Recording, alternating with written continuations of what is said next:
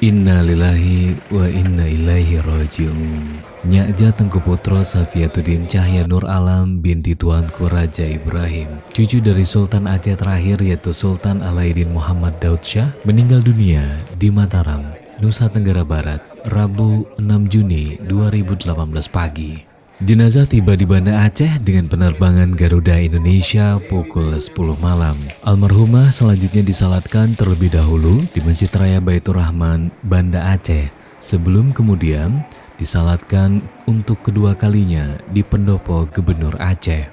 Gubernur Aceh Irwandi Yusuf ikut mensalatkan jenazah di pendopo, selanjutnya turut mengantarkan jenazah ke komplek pemakaman raja atau makam Baperis dekat dengan pusara ayahandanya, Tuanku Raja Ibrahim. Di sana gubernur bersama ratusan warga mengikuti prosesi pemakaman hingga tuntas. Usai pemakaman, gubernur mengatakan pemerintah dan masyarakat Aceh berduka atas meninggalnya Nyakja Tengku Putro Safiatuddin Cahya Nur Alam. Selama ini, Tengku Putro Safiatuddin Cahya Nur Alam menetap di Mataram, Nusa Tenggara Barat bersama keluarganya. Pada 9 November 2017, beliau diundang ke Istana Negara untuk menerima piagam gelar Pahlawan Nasional atas nama almarhumah Laksamana Kemala Hayati dari Presiden Republik Indonesia Joko Widodo. Uronyo, hari ini kita telah mengantar seorang senior kita, cucu dari Raja Aceh yang terakhir, Sultan Muhammad Daud Shah, cucu perempuan yang meninggal di Mataram ribuan kilometer dari Aceh, akhirnya sampai juga ke tanah kelahirannya,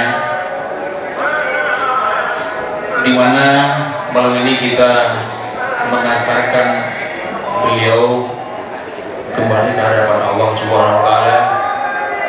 Semoga segala dosa diampunkan dan kebaikan yang dibuatnya diberi ganjaran. Amin.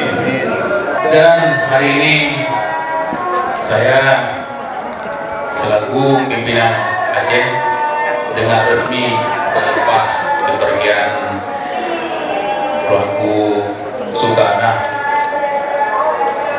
Tengku Putro Safiatuddin Cahya Nur Alam binti Tuanku Raja Ibrahim bin salah.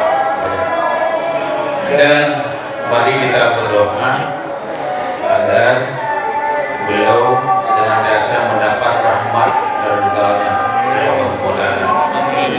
Saya yakin beliau telah berbuat banyak dalam hidupnya.